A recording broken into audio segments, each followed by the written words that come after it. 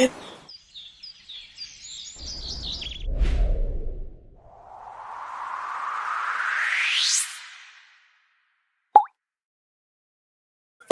we got to fix the logo on that. It's the wrong logo. Hey, everybody. Welcome to What's Happening Central Oregon, your every 2-week live stream podcast thingy that we do.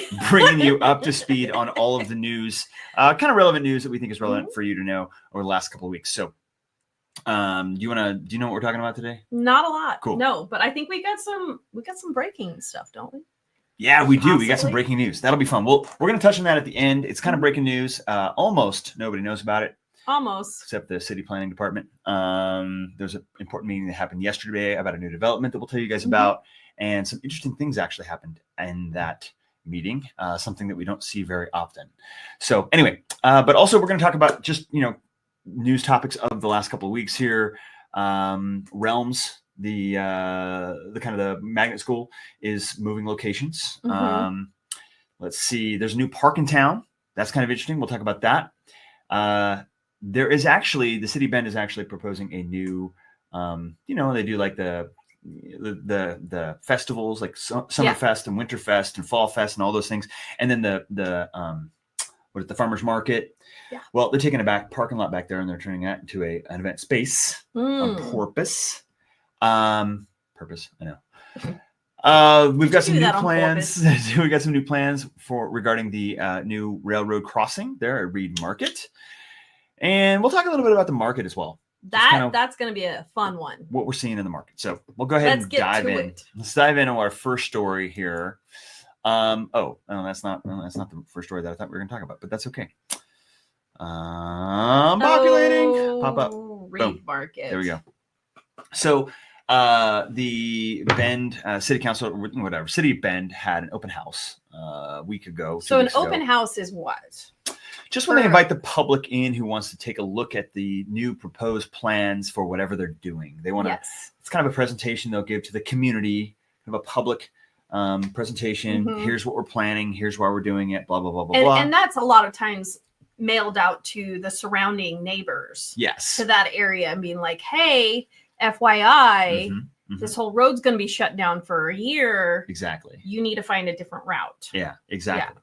And so they'll also, something like this is a much bigger community-wide issue. So they do the mailers.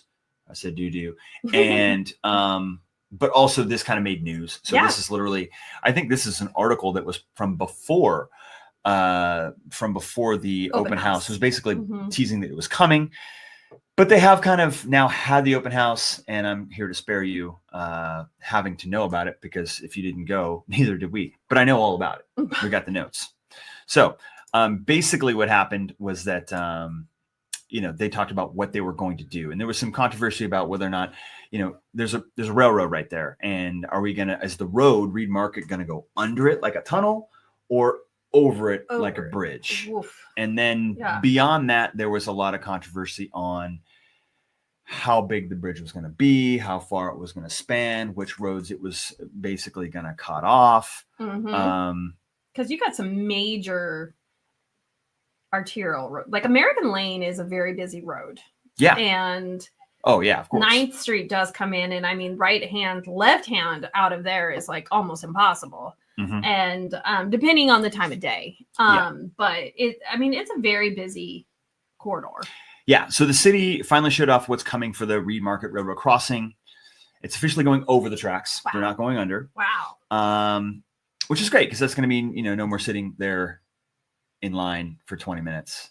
I had no idea that it is actually, you could actually be stuck there for that long. But I've heard multiple reports that you can get stuck there at that train for like 20 minutes, which is absurd to me. Well, it's because at Foxborough, like it's a changing, like they change, what is it called? Right. So, the train does stop depending on how long the train is, they have to, I don't know, like.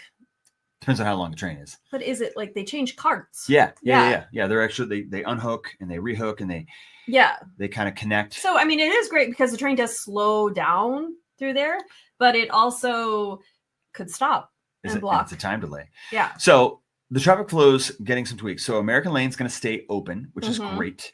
9th Street will see a few changes. You'll still be able to turn left onto 9th from Reed. Okay. From Reed Market heading east, but from 9th back onto Reed, you'll only be allowed to turn right, which is kind of well, interesting. that just totally I agree with that. Okay, and then the city says construction should kick off around mid-2027. So we're a year and a half away from this even starting. And then hoping to wrap up by 2029. Mm-hmm. And this project is also backed by the GO bond and about $32 million in federal rail funding. Well, I have some clients that this is very important news, and yeah, for sure. I'm going to need to send them this podcast. Okay, because sounds good. This is good info for them. Sounds good. All right, let's move on to our next story here. Keep people in the loop. This one's pretty interesting. This one fired some people up on our Instagram page. I get it. This fired me up too. So let me go back to, we didn't talk about this 2 weeks ago, did we? I think this was like breaking back then. So I don't think it was. No, I don't think we talked about it. Where am I here? This is Revan. Where are you? I was going to pull it up on satellite so everyone can see exactly what we're talking about. So stick with me here. We're talking about downtown Bend. So you guys, if you're looking at this, right, we've got the 2 parking lots, right? So if you hit Franklin here, we've got this parking lot here. And then, right. And then also right here is the other parking lot. So if you come in from Brooks here, they have the farmer's market right along you got Ben Brewing, you got Pine Tavern, you got this little. Watch, I'm going to do a thing. I'm just going to get rid of these labels. We've got all these people everywhere. Look, see, it doesn't work. It's so weird. Oh, there it goes. Yeah. But still, this is here. Well, that's okay. We like the comments. So there's a parking lot here. They're actually going to transform this. Instead of this alleyway right here where they put the farmer's market all through here, they're actually going to turn this whole parking lot into an event space. So go back to our story here. It's going to kind of look like this. So this is that particular parking lot space. They're going to add public restrooms. They're going to add a stage. Looks like that's right here. And then this walkway, I bet this will probably take you down to the river or whatever, back over to the other connect parking lot. To the other trails. But there's a couple of things that they're talking about here. And one is when there's an event, this will be used. So they'll use this for events. Now, I don't know if they're going to use this for those big things like Summerfest or Winterfest, whatever, like the big festivals. But I'm certain that they're going to use this for the farmer's market. It's a place where we can gather. Again, you can have live music there. There's restrooms. This is going to be great. And they're actually going to reconfigure the parking lot to stay a parking lot when there's not an event. Oh. It will still be a parking lot when there's not an event. So they're beautifying a parking lot. They're beautifying a parking lot to do 2 things simultaneously. Okay, so they're not fully going away with the parking lot. I thought maybe they were going to put like underground or something like that, but they're just perfecting the parking lot. Correct. They're just perfecting the parking lot. They're making it multi-use. Well, that's the other thing, and that was the thing that people really like. Oh, I should also mention that in doing this, they are going to have to remove about 8 of the parking spaces in order to make it multi-use. So they're not getting rid of the whole parking lot, but they are going to have to downsize it just a tiny bit. And the other thing that's actually, it's kind of cool because parking lot spaces are so narrow with our big ass cars nowadays that they're going to make the spaces that are currently there a little wider, so they're taking away a few, they're widening some others. And ultimately I think that'll be, because us Americans like big cars. Kind of a good thing. Exactly. So I had let me find, here we go. So the price tag for this project is $4.25 million. That's really expensive. They need to get a new bid. Yeah, that was the thing that blew up on our chat there on the Instagram thing. Is somebody who's like, "I'll do it for $3," like easy, like money in the bank. Why? Like you can't change anything without it being a minimum of $4 million. I feel like.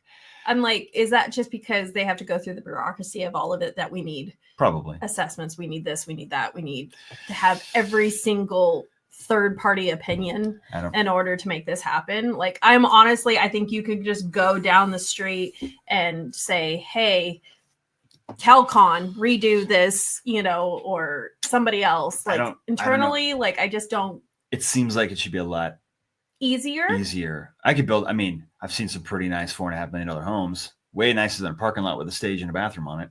Yeah. I don't know. It's like the stage. Is this like good enough for Live Nation? Like or is this just going to be like a couple stairs and there's like some, flat space? I heard Taylor Swift's coming. Oh, okay. So. Well then, okay. It needs to be $4 million, but it is really, it's wild. And I agree with some of the comments. It's like, I'll do it for $3. Yeah. I mean, if we're only taking 8 parking spots away, we've got some plumbing issues. We got to make some bathrooms. We got to have some garbage container areas. I get it. But like at this state, I guess you might need some wiring to the stage. But I mean, it's just. I'll do it for $3 and then pocket $2 in my pocket. It really just seems a little bit of excessive. Somebody is getting a good paycheck on this. Perhaps. I don't know. All right. Moving on. So Bend opens a new park. Got a new park in Bend. We do love our parks. And this one couldn't be more Oregon themed. More, I mean, it's I Manzanita love this Park. photo. This beaver looks so his teeth are shiny. So Bend opens new Manzanita Park with playgrounds and trails. This isn't a big deal. I mean, it's just another one of the 80 something parks that we have here in Bend. If you didn't know, we have so many parks in Bend. If you're kind of tuning in from outside the area, by the way, if you're tuning in from outside the area, let us know where you're watching from. Let us know where you're considering relocating from to Bend. We'd love to hear from you. Throw it down in the chat. We want to know where people are coming from. But yeah, we've got like over 80 parks here in Bend. Like everywhere you live, almost anywhere you live in Bend, almost anywhere in the city limits of Bend, you can walk to a park somewhere. Yeah. It's wild. I mean, there's so many parks here. Or scooter. Or scooter or bike or rollerblade. I do think that some of these parks are pretty cool. Well, this one's got a gigantic beaver thing here going on. So yeah, and it's a massive play structure. The play structure is actually, that slide looks steep. This guy is over here on the northwest side. I want to say it's like right in this area. I think this might be it, or it's right in here somewhere. Which is really cool because there's right in here coming into Shovel West. I believe this is where it's at. It's very close to here. It may be that, but I don't know. But anyway, it's got some fields. It's got playground, not fields, plural. It's got a field. It's got some grass space, playground, the beaver sculpture there. Pretty cool. New park in town. New park. Don't have to get put it on the list. Go wear out your kids. Yeah, exactly. Cool. Again, we've got quite a bit to get to, so we're just going to kind of fly through this. I feel like it's kind of a low news day, but well, we're going to talk about stuff at the end. That's going to be kind of fun. Yeah. All right. Realm School. Now, Realms is kind of a magnet school where they believe in teaching through like actual experiences. Yeah.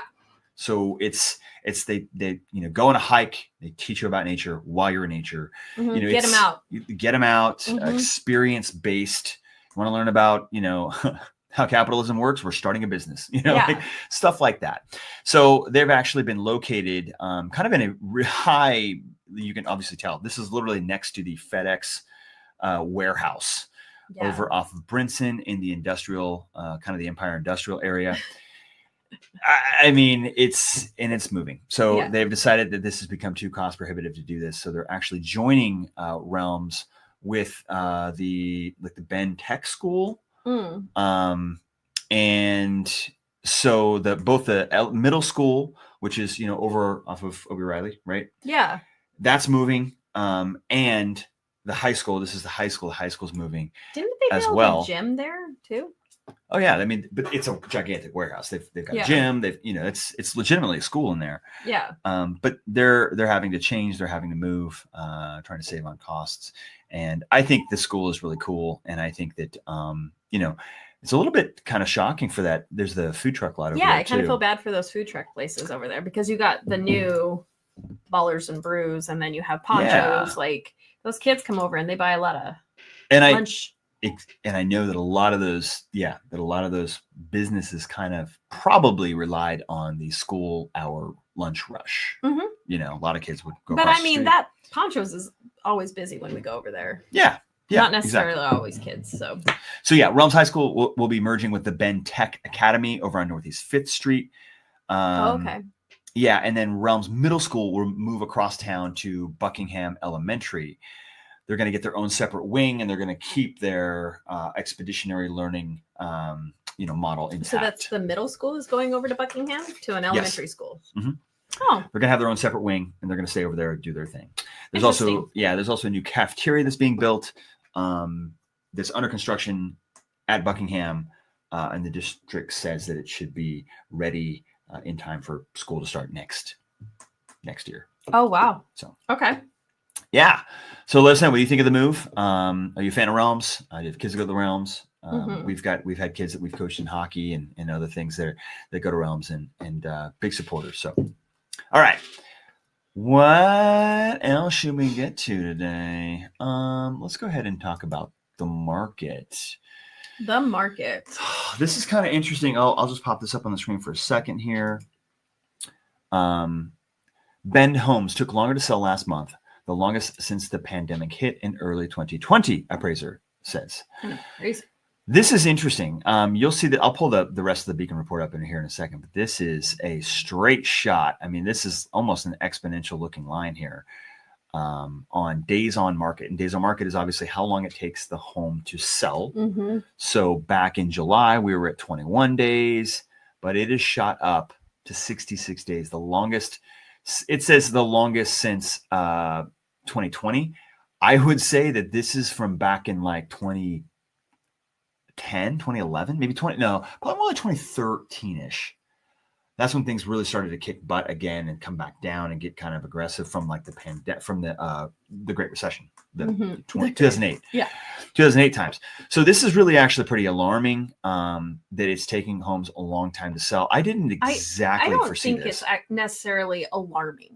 I think people need to understand that if you go back up and show this graph again, like it goes up and down. I'll pull it up right here. This is the regular. This is the other thing. This one right here. Yep. Yeah. I mean, it goes up and down. Like in 2023 of February, it was up to 51 days. I think that people are so in the mindset of, that quick dopamine hit, like everything has to go fast. Oh, my house didn't sell in opening weekend. In like the 3 days. Yeah, things are taking longer. Is not a normal market. Yeah. And if it takes a little bit longer, like 10 days, that kind of stuff, I think people just need to understand that the market is changing and is ever going up and down. It is like a living, breathing organism. Yeah. So it's just like 60 days is a bit long, but but that also people just have to necessarily don't look at a home and just because it's been a few 15 days 20 days on the market, there's nothing wrong with a home. It's just we haven't found that right buyer. And I think people just need to kind of just forget about that. Oh, it didn't sell in 2 hours. It hit the market and I didn't have 10 offers in 2 hours. Like there's something wrong with my home. There's nothing wrong with your home. Well, it's funny because so many people knew that the market was so hot for so long. And they all knew that. And then the last 3 years, because of interest rates, the market hasn't been hot. It's been 3 full years, more than 3 years. But the market hasn't been hot and it hasn't been not. It's been just kind of this weird quasi-normalizing. It just kind of is. Yeah. Ultimately the supply and the demand have basically neutralized. And so that's what's also really interesting is that look at the actual price. Median price in thousands. Look at this just kind of zigzag. It's just kind of up. It's just kind of down. It's up. It's down. And really, we got to look at our sample size. We don't sell, 10,000 homes a year. There's only a couple thousand homes that sell per year. And now we're down from the heyday of back in 2021 and 22, where we're down probably 30% in the total number of volume of homes sold. Sometimes a year, it's almost 40% based from the kind of the high peak there. And so it's interesting because you'll have a month where like this month it's up again. Well, also a major percentage of the homes that were sold that were closed in this last month were over $1 million. Yeah. So it skews it. There's also a really high peak right here. This was another month where a ton of multi-million-dollar homes actually closed, which skewed the average. Yeah. And even the median, right? Those could have been a whole bunch of Discovery West homes that just got finished through the winter and then they close, Exactly. And boom, bam. you got a whole bunch of $2 million sales that go through. That skews the median up. But in general, this line right here in the middle is the $750,000 line. So this is where we've been just like trending forever for the last 3 years, right around there at 750. But then again, and everything else is kind of, you can obviously see that this is cyclical, number of sales. It goes up in the spring and the summer, and it comes down in the winter, up in the spring and summer, down in the summer. This is what I don't get right now. Like the number of sales. It actually seems kind of high. It does. All things considered. Because if you look, October 23. It was 121. Yeah. It was 162. Yeah. Because right now we're seeing a lot of business going on in October and November, our personal business. Yes. And I was doing like anniversary cards for our previous clients, and like we don't normally have a lot of sales in the month of November. And right now we have a lot of sales, which going forward to next year, I got a lot of cards I got to send out next November. Right. But again, it also comes back to, so the sales, the market's pretty much level with buyers and sellers. But then we're starting to get this days on market creep up, right? And a lot of that, I think, has to do with sellers and other agents out there who may be looking to price their home too much based on what comps say and not necessarily on what buyers are looking to spend. Yeah. So I think that there's, there may be homes out there that are 650 and buyers are going, I'm not paying 650 for that. Yeah. I the comps say maybe it's yourself for 650. Yeah, 6 months of comps, Yep. Depending on that market, those months and stuff. Like if it was comps in June and July, because you're looking to put a home on the market for October, what they were paying then is not what they want to pay now. Exactly. And it's actually super complicated to find that right price point right now for homes, because buyers are pushing back on what they're willing to pay for homes, which is fair. Yeah. And so, we've literally had 4 listings go live in the last 3 weeks, basically. 2 of them have sold right away, doing far better than this whole 66 days on average thing. And it's because of the marketing that we are able to do and showcasing the home and making it look amazing, sometimes to a catfish extent, where it just looks so good that people can't help but want to come take a look at the house.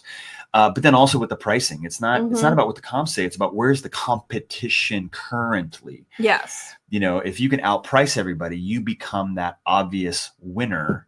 Where You're it's like value. If looking at these 5 homes, all things being equal, well, gosh, obviously I would want to pick this one. This is the best home for the best price at the best time. So, sorry, little real estate rant there. Going off on how to list your home. We go. Oh, you want to look at this more? See if there's anything else that's.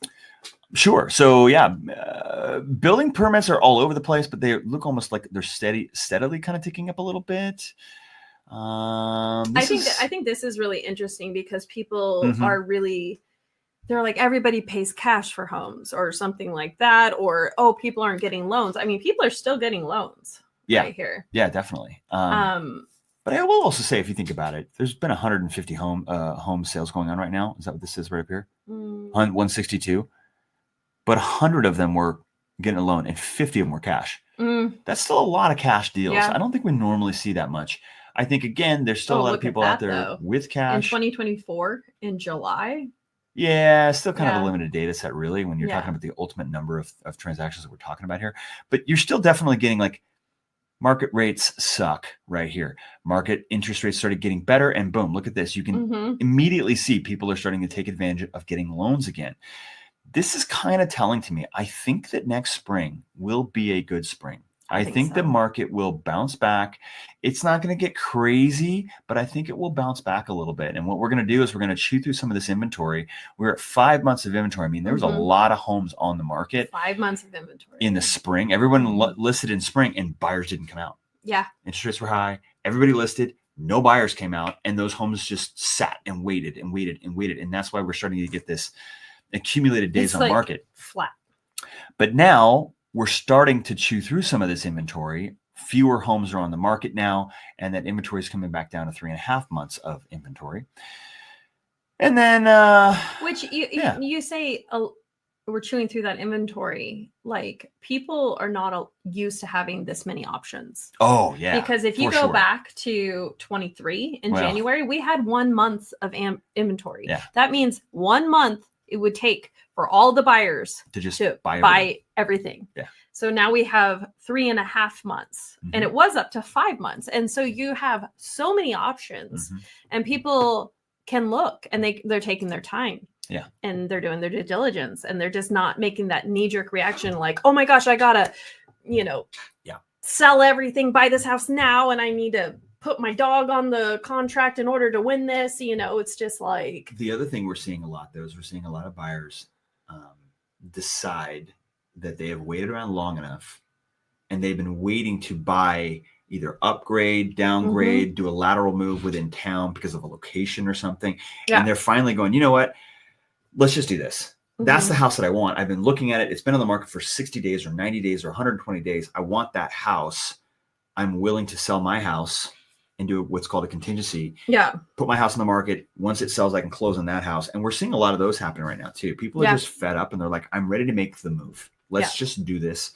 Interest has been high for 3 years now. It doesn't look like it's going to. They're getting comfortable with the numbers. A whole lot. They're getting comfortable with the interest rates being around, 6.5%. They're like, let's just do it. And so we've had a lot of success with that multiple times this year, selling under contingencies, where we're able to sell it fast and quick, get them into the other house, and everybody's happy. So it's not always the easiest thing to do, but a lot of other sellers are like, okay, well, let's do it. Let's see what happens. Let's see if you can sell your house sometimes faster than it took us to sell ours. So, all right, that's fun. Fun times. Where are we at now? We're gonna talk a little bit about. So I was sleuthing the internet. Is that what you say? Is that how is that the word you say? Sleuthing the internet? I don't know. Believe so. Just making up words over here. No, and I think last week or 2 weeks ago, we talked about this subdivision that was coming in, and we're talking about how this was going to be a Lennar neighborhood. It was really. Oh yeah, Countryside. It was originally supposed to be. This is the little neighborhood known as Countryside. There's a lot of really nice high-end builders in there. Builders that usually build over on the west side, building some nice products over here. Same thing here in Hidden Hills. And years and years ago, we thought that this was all going to be a continuation of Countryside over here. They're going to cross the street, continue going over here. However, there is a sign up right here at this corner, at this roundabout, that says this is going to be Lennar Homes. So that's out there floating around. Don't have super hard evidence, obviously, other than the sign, but I can't see any. I've got plans up on what that neighborhood's going to look like and all that, but we haven't heard anything from Lennar directly yet. Not that I've necessarily asked, but anyway. Is this true? The other question that is always going on, that has always come up, people ask this all the time, is what's happening with this chunk of land right here? Now, here's what I think is kind of interesting, is that both this chunk, and this chunk is all owned by the same people. This is the J.L. Ward. There's actually a sign right here, and this is a building right here, the J.L. Ward thing.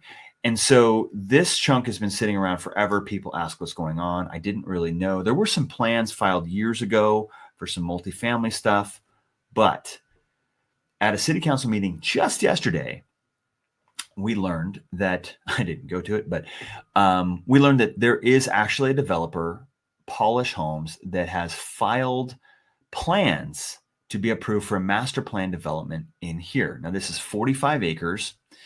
And it's 45 acres, and Polish wants to build a little neighborhood in here, which that happens all the time. Yeah. They're one of the largest builders in the area. Not really shocking, although I didn't know that this was coming up until literally this morning. So they have file plans, and let's see. This is what those plans look like. So this is Murphy Road coming in from that bridge right here. This is literally sorry, you can't see that. There we go. This is Murphy Road coming in here. This is actually the roundabout. So that's the bridges up north. This is 15th. And this is actually the canal that comes through here. So yeah. Oh, wait. So it would be like a little infill type thing here. And then you'd have the. Yeah. If I could spin this, I would spin it a little bit to match up, but I can't.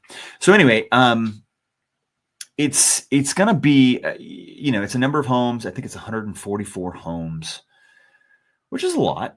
Obviously we've got the roads here, the roundabout, stuff like this. What they want to do is they want to cover this.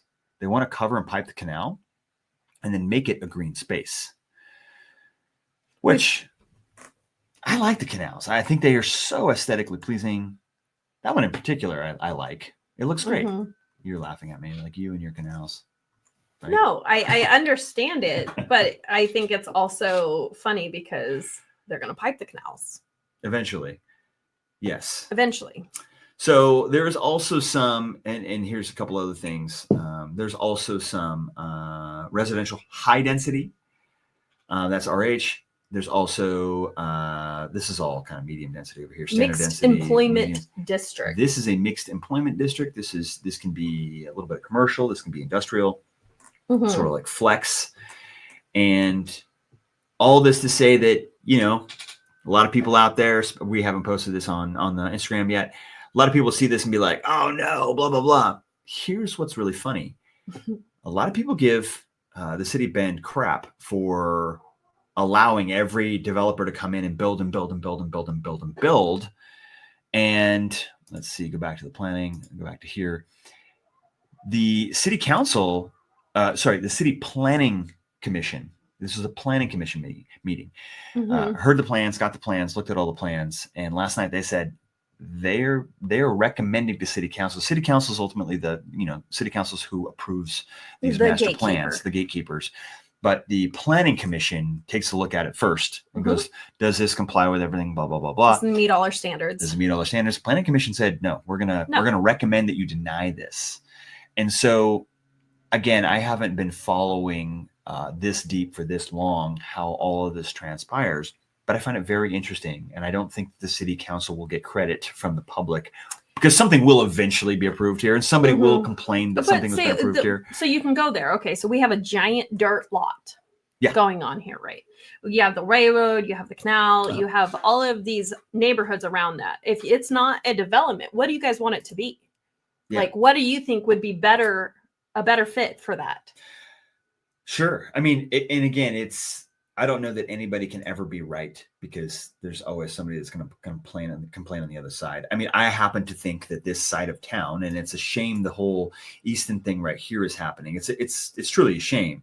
But really, if you live down here in Easton, you could still walk or ride your bike. If this was commercial, I don't know. I'm just saying if this was retail, commercial, something like that, that could be an option. I don't think it's going to be. I think this is ultimately going to be homes. Commercial makes more sense because honestly, I just don't like it when they put houses next to the railroad.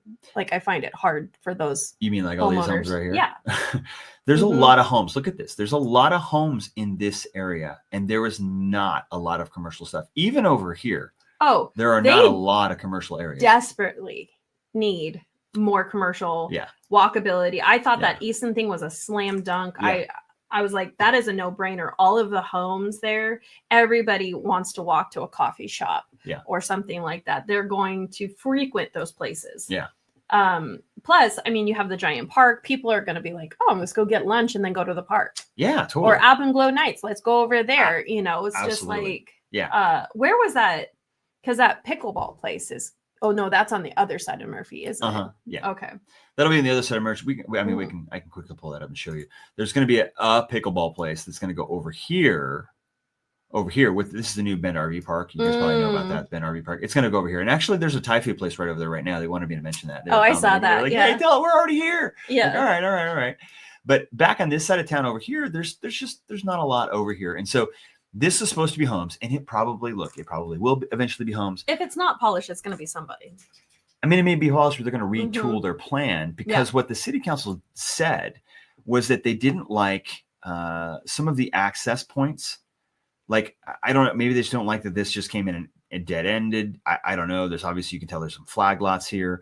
Right here, they just didn't like the layout of it as far as the traffic egress, the traffic flow. Yeah. So they didn't really seem to like that. And they didn't like the fact that they were basically doubling up on the green space using the canal as an area, calling it green space. And so I think it's hard because, they want everything to look aesthetically beautiful, but they also want to pack homes in. And that's something that we'll probably have to, we were talking about this before we started the show. We'll probably have to do a little video on the city struggles with they're kind of like little paradoxes they have to deal with. They want more housing, but they don't want to just jam housing into every nook and cranny. They want open spaces. Well, the public and green doesn't spaces want and such yeah, compact, exactly, saving the trees, high and density, all of like, the things. People want backyards. Yeah, people want to be able to cook something in their backyard and not smell what their neighbor is cooking in their backyard. You know, it's just like, or cue the rock.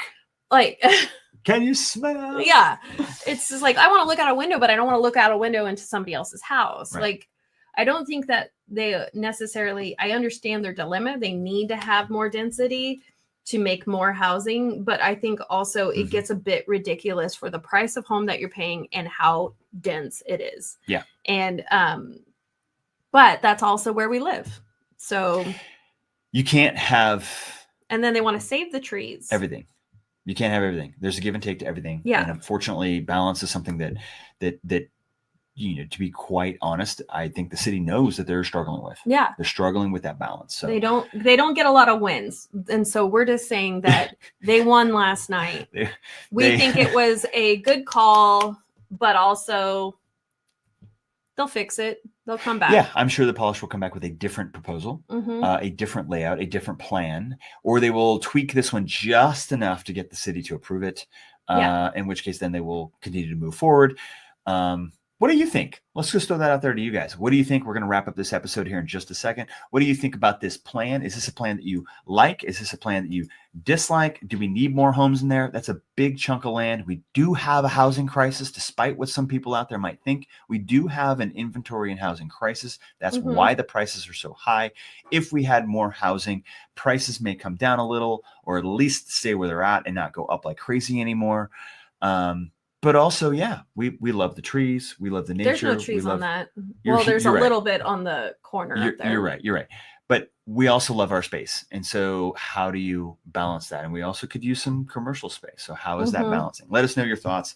And then another thing, I want to just float an idea out there really quickly before we wrap up here. Again, we have this concept that we want to do for maybe hosting buyers and sellers like webinars. Yeah. Where if you're thinking about buying or selling, you want to talk to us a little bit more one-on-one or kind of understand what our buying and selling process is, you can jump into a webinar. We do this once a month or maybe once quarterly or something like that, and kind of give everybody kind of a roundtable look at how we do what we do on the backside of the Quorum Real Estate team and how we help buyers and sellers. Yeah. So if that's something that you'd be interested in, we are not going to do this right now. I'm not asking you to sign up for anything at all, I promise.